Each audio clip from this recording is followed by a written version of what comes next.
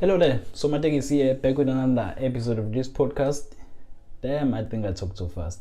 Okay, so today we're gonna discuss a few things. Okay, right? So I woke up at about 3 o'clock in the morning, right? Right now it's what? It's 7 a.m. right? So it's been 4 hours, right? Out of all this time that I've been up, I haven't cleaned my room. I was busy with something else. Out of all this time that I've been up, the thoughts that they've been going through my head have been regarding. Okay, I'm looking at this screen. Damn, have been regarding my situation, right? So my bank balance doesn't reflect my level of skill and intelligence, to say, right? So I'm a very good photographer, and there are a lot of people who don't take good pictures or have pictures that suck, and I should be there to fix that for most people, right? So I think it's time I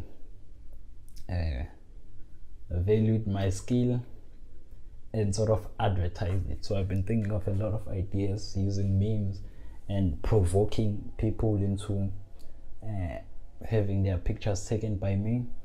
So there's a lot of ideas, right, that have been popping through my head. Obviously it's a problem, right? For most people that are creative will know this. It's a problem that I'm not sure it's a problem. Is it a problem? You see, with most people, right? So whenever you take a picture, or whether you make videos, I'll talk about that because that's what I do, or make even podcasts, you'd find that when you imagine the thing and the results that come out, those two don't necessarily agree, right? They don't even come close.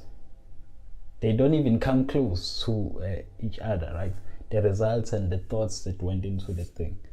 So when you're planning, when you're thinking of the idea, it sounds exciting and whatever, but then the execution doesn't always, I think most times it doesn't meet the imagination. I think it's part of the reason why most creative people are never satisfied with their work, because it doesn't reflect what they thought about. So I'm gonna try and be creative as possible with regards to making posters around the school. And I've been thinking, right, so I was sort of making a video about this area that I'm living in here, and I was standing at the robots recording a time lapse. So I think that's also a good spot. So I'm just gonna write something up, a post of some sort, and then have it on my neck or post it up like this, and maybe write something like your life might suck, or your life might suck but your pictures don't have to, or something like that, right? We'll see. I'm gonna try to start printing my pictures this week, and then we'll see where that goes, right? Yeah, that's it about that. A creative life. I think I'm good. I'm hungry right now, man. It's too early to eat. We're just gonna continue on with this podcast. Yeah, I might have some water. We're just gonna continue on with this podcast. And one thing about people being boasting in the sense of belonging. Okay, so I noticed something, right? Last week or this week, was the idea that people have to belong somewhere. They have to belong to something. They have to feel that they belong. I think this idea manifests in a lot of fields or areas of our lives, right?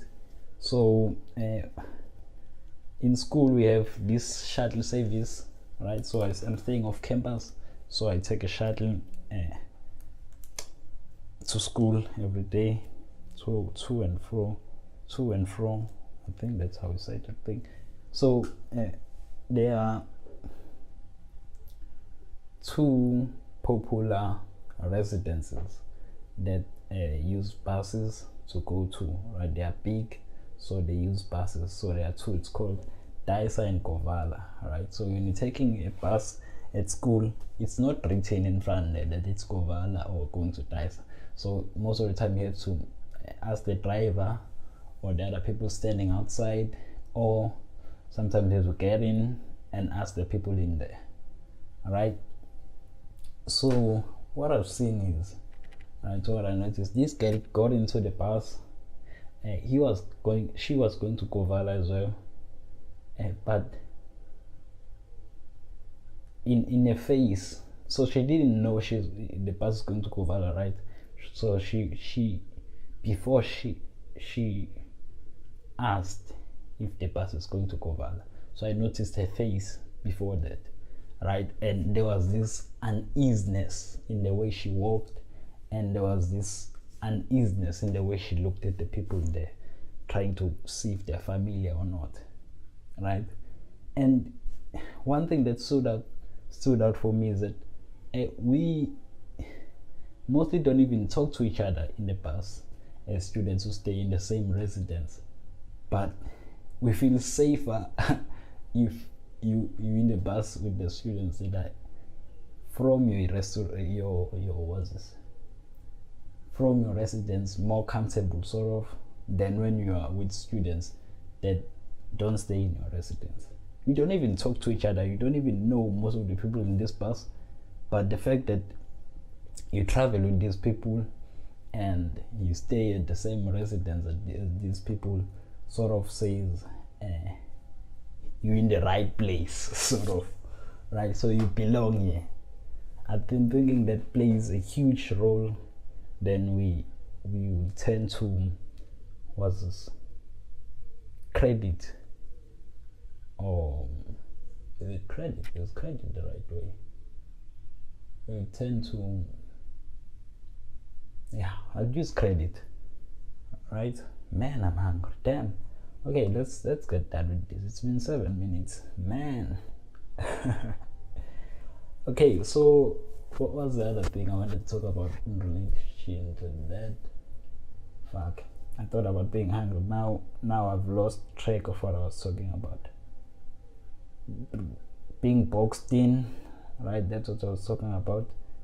You need to be, not that you need to be boxed in, but you need to have a sense of belonging as a person. And it seems that it's most, if not all, areas of life you need to have that sense of belonging. Oh yeah, when I want to talk about so I've been reading a book, right? So Jordan Peterson, there was a statement of using your conclusions to prove, was using your conclusions to derive proof. I think using your conclusions to derive proof, something like that. That makes sense. So having rigid thoughts, having rigid ideas, having a rigid way of looking at things, right? So whenever you think about that thing, instead of making it a hypothesis, is that the right word? If instead of making it a hypothesis, you instead make it a what? The theory. Then okay, you make it a hypothesis and make it a rule or theory before even proving it. So in your way of proving it, you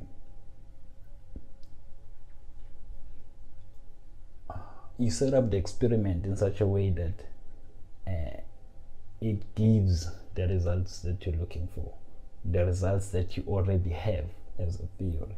I've been thinking maybe in some of my thinking as well, I might have those loopholes where there are some things that I believe so strongly about in, but there are things that I believe so strongly, so much that I let that interfere with the process of proving if those are true or false. right? Obviously, right, like the last week's podcast, I talked about this thing of the it's called Notre Dame. I call it not Notre Dame last week.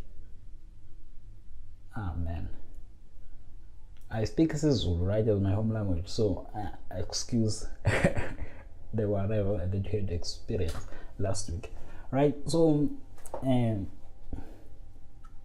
think I did the same thing with that situation. Although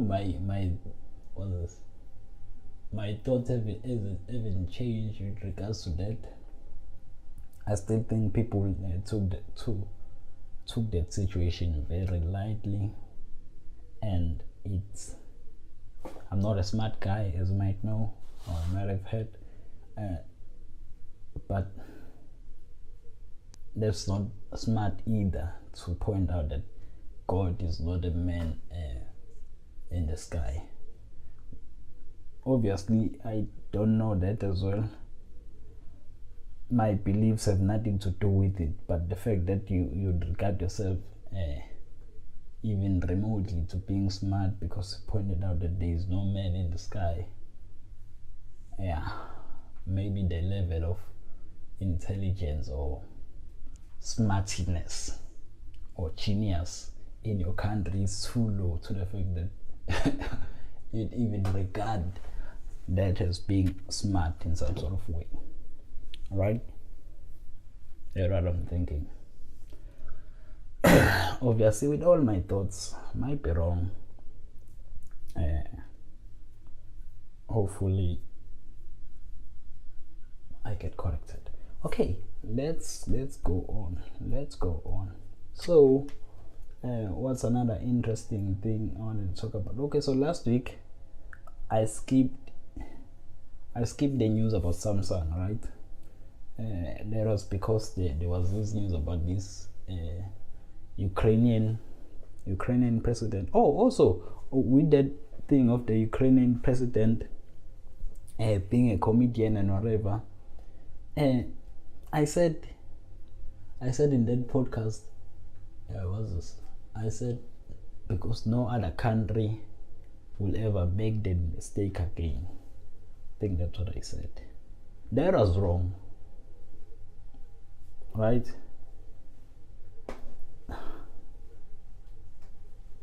Is it correct to say that was wrong?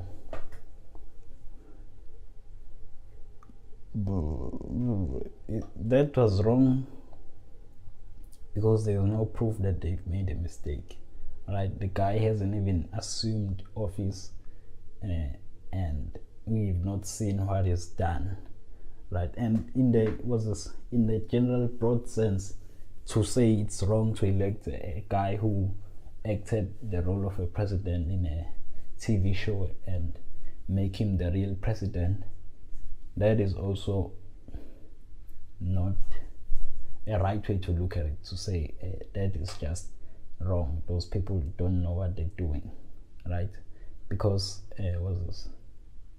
because they haven't done anything.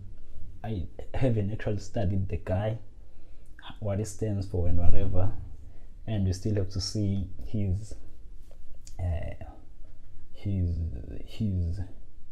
plans or actions that he take when he assumes office, right? Might be good, might be bad. Just like everyone, no one knows how to be a president, right? Everyone, when they get into office, they figure it out during their time as being president. It's one of those things that we don't have university training for. It's one of those things that I can just rise up at this moment. There are about to be elections, I think that other week here in South Africa. I think it's too late to make a political party right now, but maybe in the next elections I may rise up, make my own party. I'll be 25 years old. Damn, I'll be old. Damn, for the next elections, man. Whoa, I can rise up and say no. This is how I think would fix the system. Because I've been also, what I've noticed with the last podcast, I've been blaming the NC a lot. Obviously, the faults as any other government in the world what annoys me sort of about them or any other political party in South Africa, or maybe we haven't seen the other political parties, how they rule and whatever. What annoys me most is the dogma side that's associated with it. People don't want to think with regards to ANC. They just hold it up as God. Is it God? You see, with the situation complex as God, it's understandable that you will just make a lot of assumptions and even believe that there is a man in the sky. But even to me, right now, I cannot refute that because I think I don't have enough information.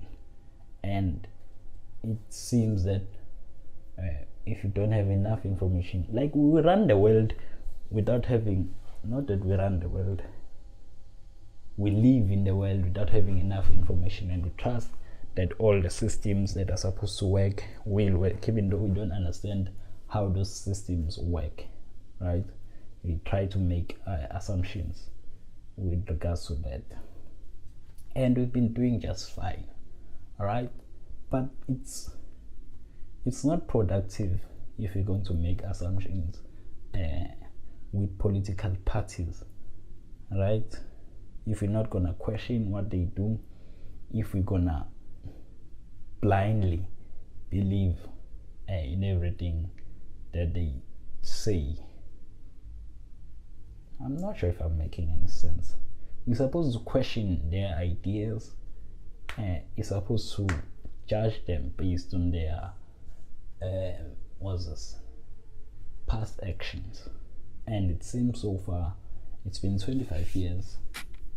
The guys have tried, man. They've tried. But you can say that obviously it's a lot that they've had to deal with. It's a lot of damage that they've had to repair. And it's not like what's this? Okay, I'm recording. It's not like anyone would expect them to have done more. Is that correct to say no one would expect them to have done more? Maybe anyone given their position would have done the same amount of work, right? And we can't rule it out, obviously. What irritates me is when corruption has been exposed, right? People have been exposed for not being competent enough to hold their positions, and they've been kept in those positions. All right, that sets a precedent that I'm not sure that we're willing to go down with. And this thing of others, pity, supporting the ANC out of pity because these guys were helpful in freeing us, or freeing South Africa from the oppression of apartheid. I'm not sure if that's the right way to go about this, right?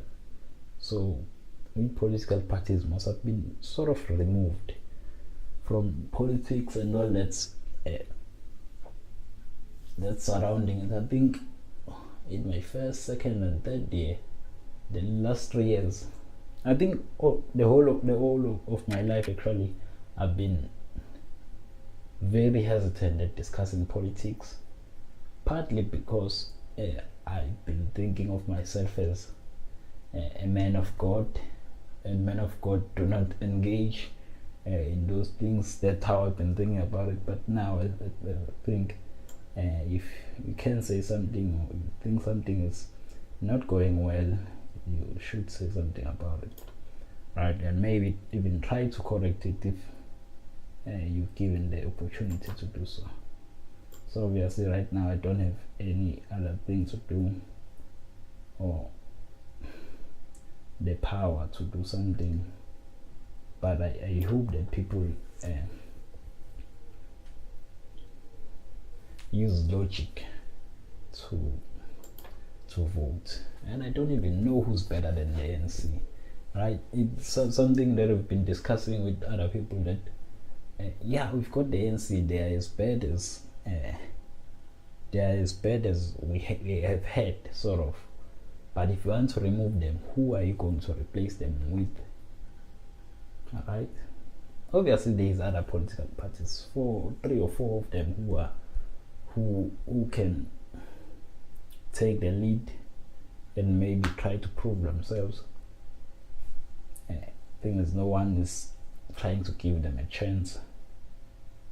And by default, ANC looks like the better out of all these other parties, the better option. People are afraid of change as well. People are very afraid of change. It's one of those things that hinder. It's not like that affects my life. It affects my life, but not very, not on a very large scale, to say. But okay, I'll leave that at that. Also, in Durban, I think I was talking about Samsung. Okay, no, let's go to Durban and then go back to this Samsung issue. So in Durban, last week or the other week, I think it's last week, they were today is Sunday, so it won't be last week, it will be the other week, right? So what has happened in Durban is there were floods, right? There was heavy rains, roads were flooded, people were displaced from their shelters or homes, roads were damaged, even railway lines. There were railway lines which were hanging. Is it hanging? When all the soil underneath the railway lines disappears, all the soil is taken away, then those railway lines were just standing on nothing. Wait, is it correct to say they were standing on lightning? They were hanging just like that. Alright, so it was huge floods. Usually Durban has a lot of rains around these times. Usually I'm not there, I'm here in Western Cape, and also when I was staying in KZN, which was the rest of my life before the past 3 years, usually I'd be at home when there were heavy rains in Durban. If I'm at home is a rural area, so we don't get a lot of floods there. I don't think I remember us having floods there. Alright, so it's been difficult. Okay, so there's few issues with regards to the floods in Durban. One, the coast or the harbor, I think the Durban harbor. What's this place? I'm not sure if it's called Manzimtoti. It's called Manzimtoti. Durban harbor. What is it called? Durban harbor. But there is this Shaka Marine Mbilo University. There is this Zulu word most.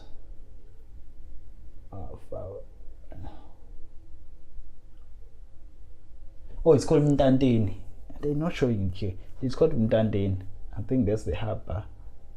The main one. I think that's the only one that we have in Durban. Not sure. Or maybe there's one in Richards Bay or something like that. So what happened is, when the floods came in, they came in with all the garbage that's in the township of Durban, the townships of Durban.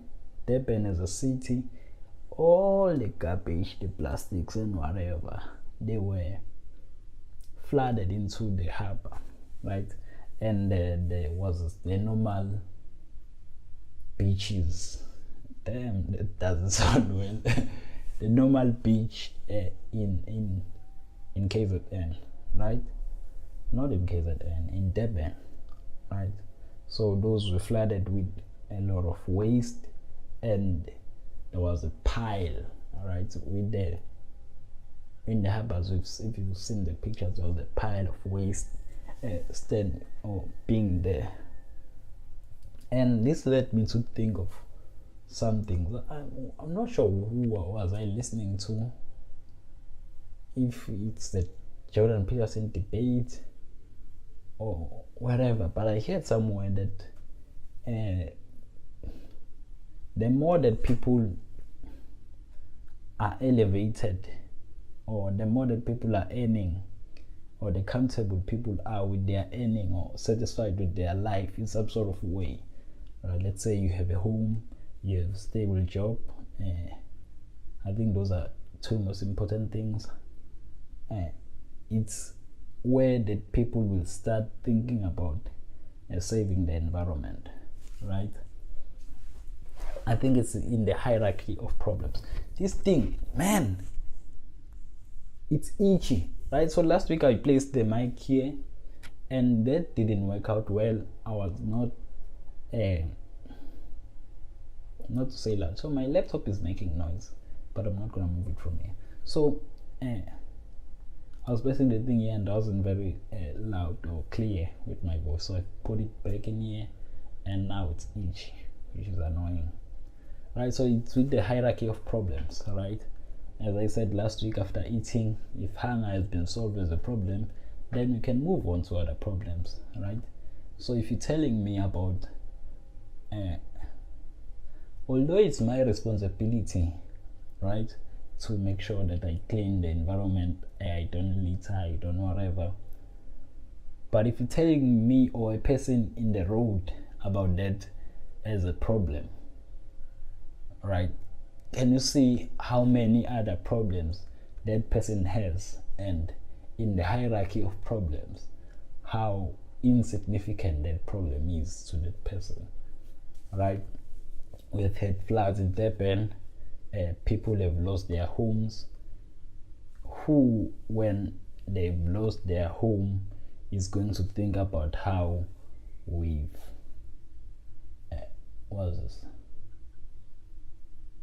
how we've dirtied the ocean? Who's gonna think about the environment when they don't have their home or a home to sleep in? Who's gonna think about that when they have to worry about the food, what they eat on that day? And the most important thing that you might not know about black people in KZN, or usually in KZN, I've lived in rural and I've lived in township, and this is a generalization. Obviously it's wrong to do that, but I've lived with different types of people in KZN, and I'm a Zulu guy, so most of the time when I'm sitting with people, I like to observe a lot for no reason or whatsoever. So what you might not know, where was I going? Oh, what you might not know with people like from KZN and whatever is with insurance. Most people don't have insurance, all right? The home insurance, car insurance, most people don't have that thing, right? So if they lose their house, they've essentially lost everything, sort of, unless the government builds them in, which is unlikely also. Okay, let's stop the video here. Okay, back. So unless the government helps in some sort of way, obviously the government will help maybe with the food packaging and whatever, and hopefully if those people own the area at which they had their house, hopefully they can start rebuilding, and man, some people lost the whole house. If you're losing the whole house, it means the house and the furniture are gone, and this means that even the area at which the house was situated or located is no longer good for. Okay, there is a lot of work to be done in order to make it suitable for building a house or a home, right? And if you don't have insurance, you're sort of screwed in a lot of different ways. Yeah, it's sad, man. Even when there's my mom stays there, obviously I think most of my family, right? How many people are at home? Most of my family stays in Durban, if not all of them. Only my grandma and my siblings are in Durban. Some of them are back at home, and cousins, as we call it, back at home. So luckily my mom stays what's this? She stays not in a shed. It's a government RDP house, right? But she doesn't own the thing, so she rents from someone. Luckily, those are built. They have integrity in the way they're built, so it's not easy to just demolish them, right? Or take them down. To say it's not a very easy thing. So, but the rain obviously got in the room. She said that the bedding. So what happened is, so when you have your bed being at the wall, right, being close to the wall or being leaned into the wall, what happened is with the roof is what do you call zinc? They call it zinc, tile, zinc, whatever. So the thing just gets in, the water just gets in and rolls down the wall, and the bedding was ruined. Is ruined the correct word? The bedding was wet. Man, I swear there was a word, wetted. Isn't there a word like that? The bedding was wetted. No, that doesn't sound good. Okay, it was wet. Man. Okay, so the thing was wet, but they didn't have any major problems with regards to the floods. My older mom, so it's my mom's sister, the oldest of them as siblings and whatever. She's renting in this, what's this? I think it's flats, as we'd call it, but the normal township flats, those houses you'd find in a township. And what happened there is that I don't think the person was inside, but with the rain and whatever, the whole thing just collapsed. Not the whole thing, right? So, man, how am I going to explain this? Man, this is a podcast, damn. So I've been making hand gestures and whatever, forgetting that this is a podcast, right? So think of a normal, let's say three-floored building, right? It's a three-floored. Let's say with 3 floors, right? That sounds good, right? So think of the end part of that building, right? The wall, not the long wall, but the wall that's at. How would we explain this with words and not using any hand gestures? Man, this is difficult. Nobody told me this. Okay, so think of it think of it as a rectangle, right? So you know that the rectangle has 2 equal sides, the long ones, and then 2 equal sides, the short ones, right? Think of a building like that. That's a rectangle, and then the short side just goes down. Right, the whole of the other the one short side just goes down, and then the rooms next to the short sides also go down with the whole furniture and whatever that's there. That's what happened in that building. The thing just, the whole wall just went down. Other than that, I didn't hear any problems. Okay, so it's, what is this? With my family, right? They are scattered around Durban. So if ever one of them were to lose their home or their house or room to floods, obviously it's easy for them to go to the other person because they are scattered around the whatever. Obviously nothing happened and we're thankful for that. But some other people lost their homes, and some other people, I found it, it's strange, right? If you go to Durban or whatever, it's strange to me that there are people who only stay in Durban, but there are few, right? It's strange even as an idea that you're born in Durban, your whole family is in Durban, and you're a Zulu guy. You don't have any family back at home. Man, that's strange, because you know most, right? With us, like with me, if I think of if my life were to knock me down, if life were to have it at me, if life were to just if I were to experience the worst out of life, I'd still have home to go back to. I have both my maternal side, I think it's called maternal side, and my paternal side, right?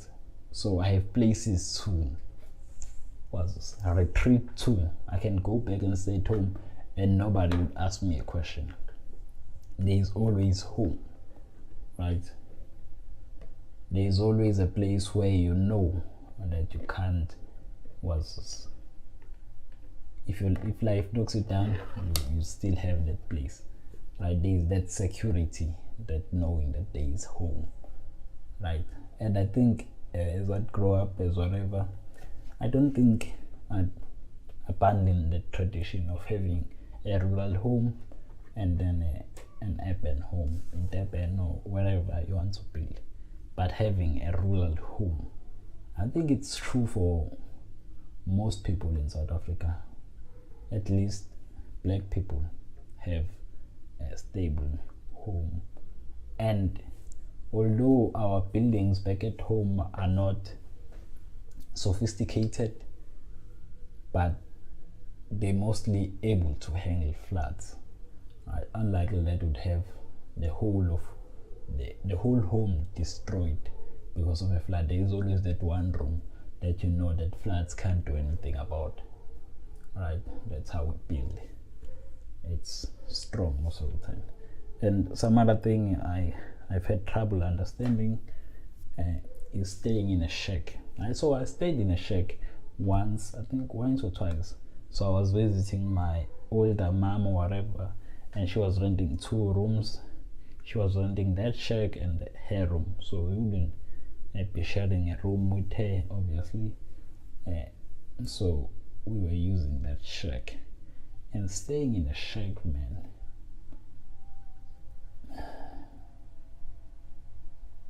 you don't think about it when you're staying there, right? You don't even, it doesn't stick to your head, sort of. You just stay there. But if you're staying in a shack and there's floods, man, almost all your things are gonna be wiped out, or they're gonna be wet in some way. And with shacks, it's just better with that shack because it's just only one shack and there are no shacks around it. Just one shack next to like well-built rooms and whatever. So brick rooms. So if you're staying in a shack and then there's floods and it's all shacks, most of them will be wiped out, because if one shack goes down, it's most likely that it will go down and touch the next one. The next one goes down, touch the next one, go down. The whole thing just goes down. It's like It's called a domino effect or something like that. So for people who stay in shacks, man, I think they've been striking for government to do something, because man, that life of having to lose everything, yeah, it's very difficult. And floods is not something that we used to, or at least not at that level where homes are destroyed, and there have been people who've lost their lives. I think it's 50 people or something like that. I think it's 51 or more people who've lost their lives due to the floods. Yeah, man, it's very sad. And I don't think South Africa has enough resources to take care of these problems. I might be wrong, but I don't think we have enough resources to take care of natural disasters and whatever. Right now, everyone is fighting to get nominated and whatever. Okay, I'm gonna go pee now. Right? Yeah, let me go out.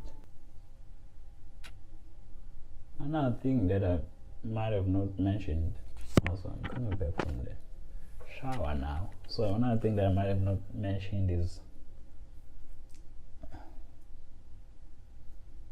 it bias? Is it correct to say it's a bias? I'm not sure, maybe. So in the way we raise as Zulu people, hey man, this is some dangerous generalization that I don't want to do. But in the way we raised,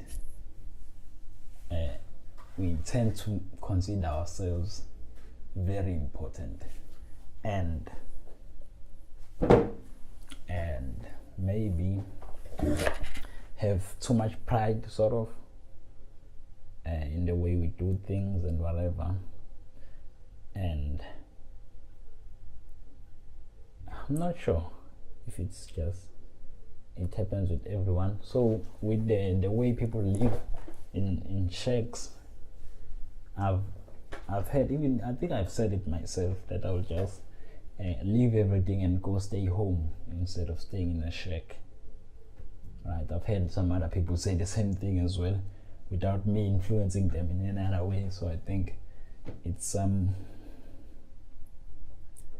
something we think. I'm not sure if it's just childish thinking, because there are problems that adults face that as a child you would think that you would just be able to overcome them easily. There's that arrogance of thinking, man, this is easy, I'll just be able to solve it. These guys don't know anything. Right? There's that unease. Obviously, there is also that thought of people shouldn't stay like that. That shouldn't be allowed to happen. People should have basic houses, like strong and whatever, brick built or whatever. They shouldn't stay in what's this? They shouldn't stay in shacks. But then lies the problem. We still have unemployment, we still have a lot of other issues. People aren't paid to afford to live any other place other than their shacks. So there's nothing you can do with that. Okay, I think there's a lot of things to talk about today. I don't think my thing will hold up. My camera, and also my hunger. I'm very hungry right now, and I think today I'm going to church as well, so I must prepare for that. Man, I'm very hungry. I think I might cut this podcast. So let's move on. So talking about in the last few weeks I mentioned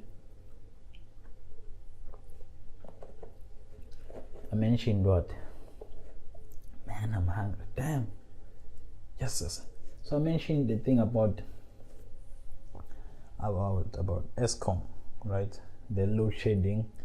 Obviously they've stopped right now. But I mentioned the fact that we haven't evaluated the amount of damage Eskom has done with their load shedding, how much it has cost South Africa, right? So implants, so this is, I think it's Impala Platinum Mines, right? So they've lost something about 250 million to this load shedding thing. So I think this is one of them. I think this is one of the things that we need to evaluate with regards to load shedding, and to think about maybe we can somehow try to afford what? Nuclear energy. I'm not sure if afford is the right way, because now in the US they've struggled with making power plants and nuclear power plants, and those guys have money. So I'm not sure if affording is the right way, but I think we have to rethink the implementation of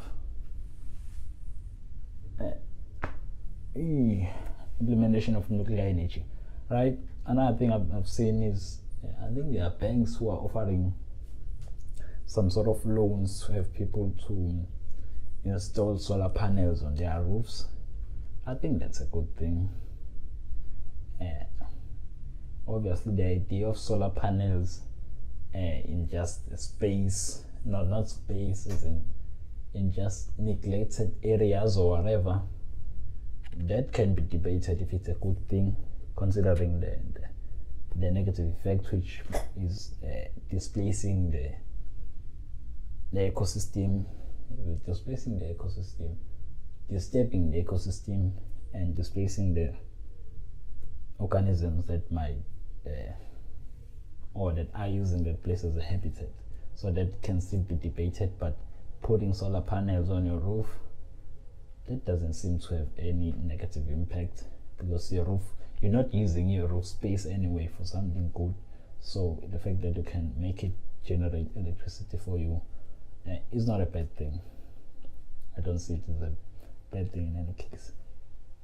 So other interesting things I've seen around the web, or talking about mining, they're saying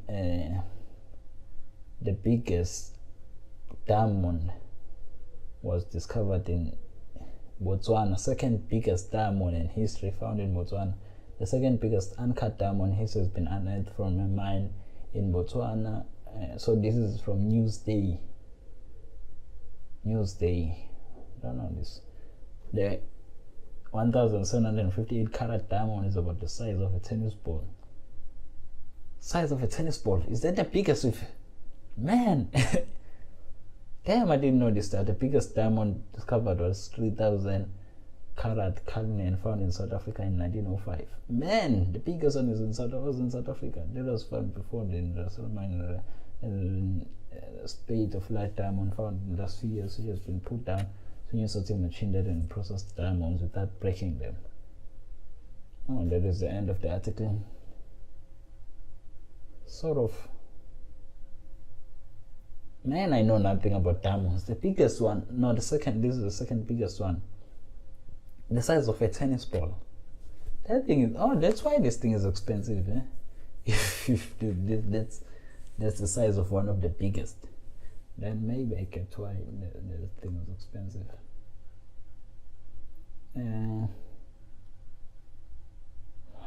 What else do I want to talk about? Let me check my notes. Okay, I've been avoiding this.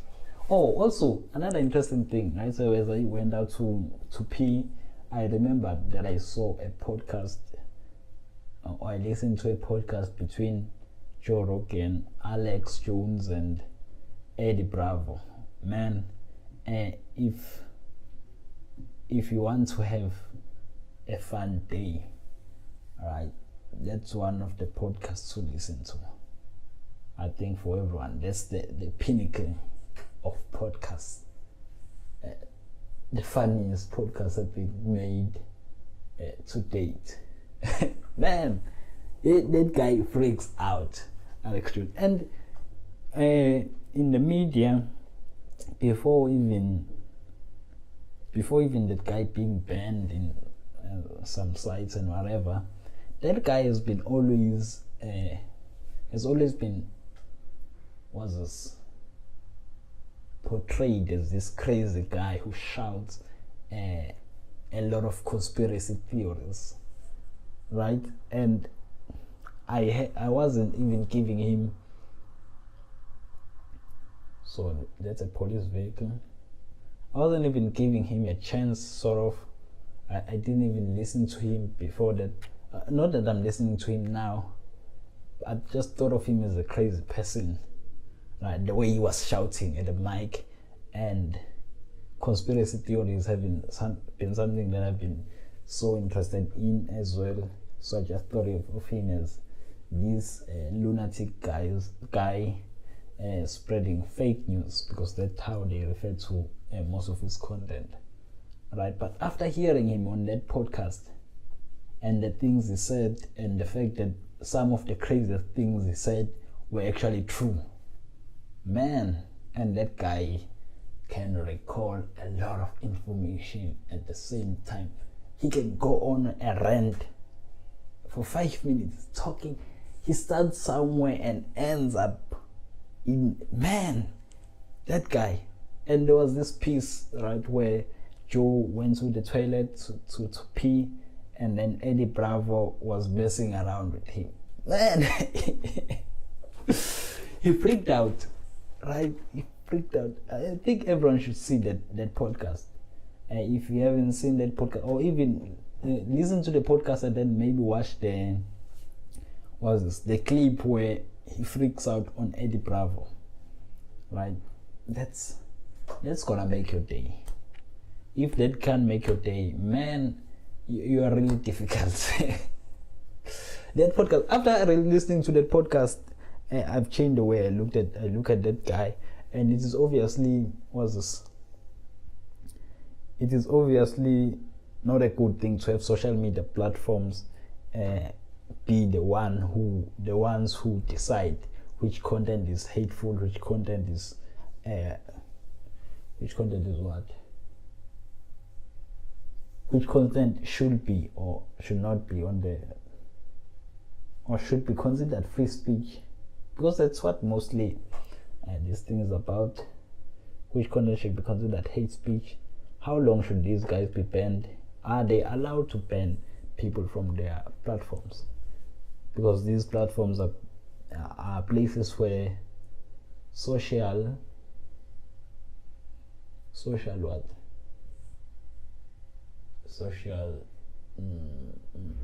discussions are held.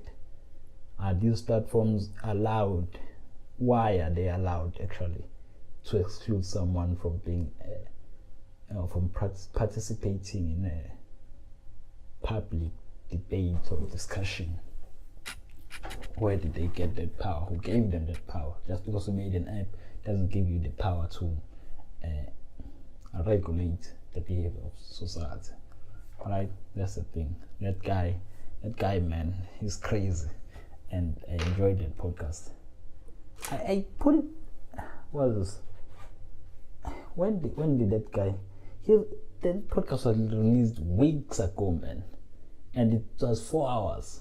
So that was one of the things that was one of the reasons I didn't listen to it, and also all the information I've read about that guy I didn't really think I'd find the podcast interesting. So it was just sitting there and listened to. And when I finally listened to it, even now I have it downloaded on my phone, and I just I'm speaking Sizulu now. Why? So the thing, podcast app, and the Apple Podcast app deletes the podcast once you finish listening to. With this one, what I've done is drag it back to the middle of the thing, just because I think I might listen to it again. Man, I laughed so hard while listening to that guy. I think I started listening to him while I was going to Cape Town, and man, that was funny. Okay, so moving on from that, What did I want to say now? Okay, so we're moving to this fiasco with Samsung. So if you don't know, I'm not sure if you've been living under the rock, but we'll just fill you in. So Samsung released a foldable phone, and it's been it was sent to tech reviewers or media reviewers to test it out. It's a good phone, and I think it's a good step that they've taken, right, to introduce something new into the industry, right? Obviously, this is a first generation phone, and no one expects it to be perfect. There have been problems. Why is this thing looking like this, man? I think this has shifted a lot, man. At least, yeah. So there have been problems, and so what happened is the first week, I think it's the week when they gave the thing out to these guys to review it and whatever. And it happened that this phone had an extra layer, right? So if you know phones, or if you watch phones reviews, what happens is usually there's a layer of plastic mostly that's on top of the phone or off the screen, right? So you mostly just remove that. So what happened is when they gave this thing out, they have a layer looking similar to that one, and people thought, these reviewers thought that, including NKBHD, thought that that was a protective coat that you can remove just like any other phone, but that turned out to be not the case, right? So they removed it, and that messed up the screen. The screen just went black for most people, right? That was the issue there. So what has happened is Samsung released a statement saying that that was due to user error, right? You're not supposed to remove that, although most people did remove the thing. They were not supposed to remove that thing in the first place. It's there, and there is some sort of a fine print saying if you remove that thing, it might mess around the screen, right? So okay, user error, everyone must know that they must not remove that thing on their screen, right? So what happened is there is this website called iFixit. They got hold of some Samsung device, the Fold, and they made a tear down video of it, right? What Samsung has done is they forced, because they didn't actually make the phone available to iFixit. iFixit got it from another partner, sort of. So they forced iFixit to remove that device through that partner. That's what the article says. So they forced iFixit to remove that video because they haven't publicly released the phone. So I think they're still fixing this thing, making sure that it don't happen to anyone, that they remove the protective code. And yeah, not sure what else they're going to add on the screen. Samsung is a very big company, so I think they can handle this one. They handle the Note 7, they can handle this one fine. And this is a new thing. It's not like anyone is rooting for this thing to fail in any case, unless you are in opposition to Samsung. I'm not sure, even if you don't like Samsung, but you should like the way in which we're going, innovation and whatever. Yeah, that's it about that Samsung issue. So Samsung has delayed the release. I think it was supposed to be on the 26th of April. They've delayed the release. I'm not sure when they're going to release it to the public yet. And then it's Hawaii. I think people are mad in the UK.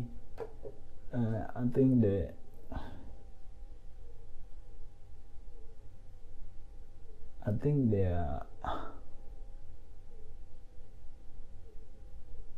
think people are mad in the UK because I think it's the government or whoever has the decision power in the UK had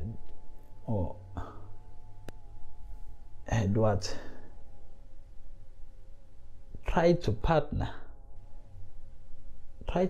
with Huawei to roll out 5G, right? So Huawei is a tech company, right? They are very good with making routers and all those stuff. They are very good at making routers and all those things. So they are not a bad company to hire, or they are competent in making that. But the issue has been surrounding the ethics, right? When using that company, there is fear that that company might install some chips that will leak intelligence or give information back to the Chinese government, right? The US has taken a lot of steps or measures to make sure that organizations, the US as a whole, stops dealing with Huawei, right? So let's see, this article is from The Economist. It says Huawei is at the center of political controversy. It's hard to think better reflection of the rise of China than the rise of Huawei. Like China, the firm was founded in 1997, being at the bottom of the value chain, reselling telephone switching gear imported from Hong Kong. Also, like China, it was not content to stay there. It was not content to say there. These days, its product from smartphones to solar panels are sleek, high-tech, competitive with anything its rivals can produce. As a result, its revenues have soared, hitting 105 billion in 2018. But 105 billion in revenue. Revenue is the amount of sales actually, and not subtracting any operation costs and whatever, right? So profit is not 105 billion, it's somewhere. In case you didn't know that, I have an accounting degree. Sorry, I have to say that. Okay, Huawei and its mother country have become technological pace setters in their own right. They employ 80,000 people in research and development alone. Aren't these? Okay, China filed 53,000 patents in 2018, ahead behind 56,000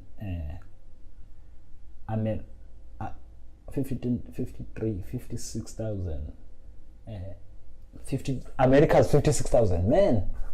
Of China's around 1 in 10 came from Huawei alone. These guys are big.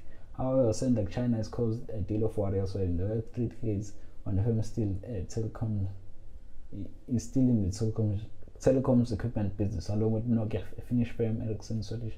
Huawei has been one of the biggest suppliers of high-tech kits, mobile phone. So obviously these guys want me to subscribe, which I won't do, to read the full article. I don't have the money, but what has happened is people are freaking out over the UK allowing these guys. I think they're not gonna. The end result of this whole situation will be the fact that Hawaii bans partners of UK Chinese. What will happen is this won't happen. This one won't take place. Okay, here's a full article, but I'm not gonna read the whole thing. It's because Huawei is a Chinese company, and there is a lot of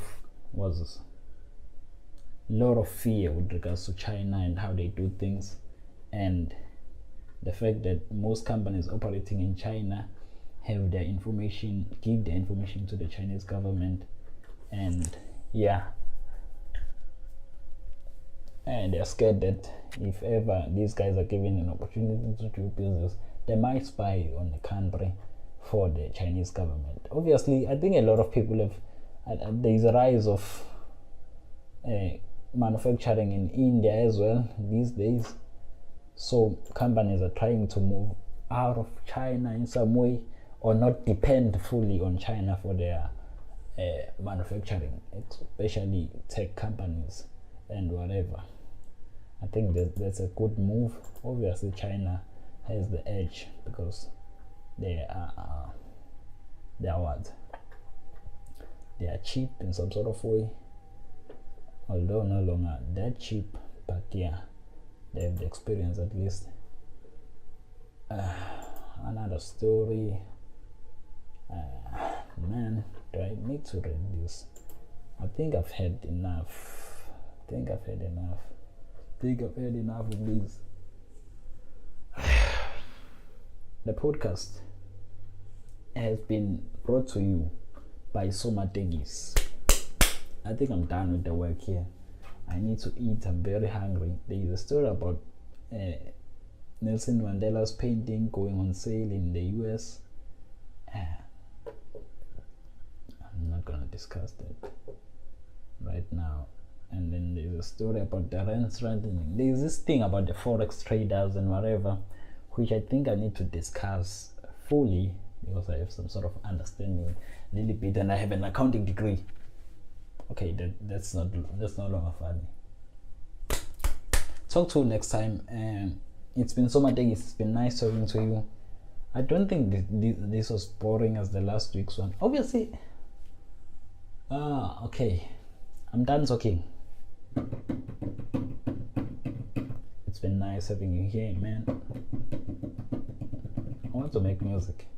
I'm still not very good at making music. I'm still not very good at making music. Is that a good way to indicate? No, I'm not sure. Okay, bye. See you next time. See you next time. You're listening here. Talk to you next time. Peace.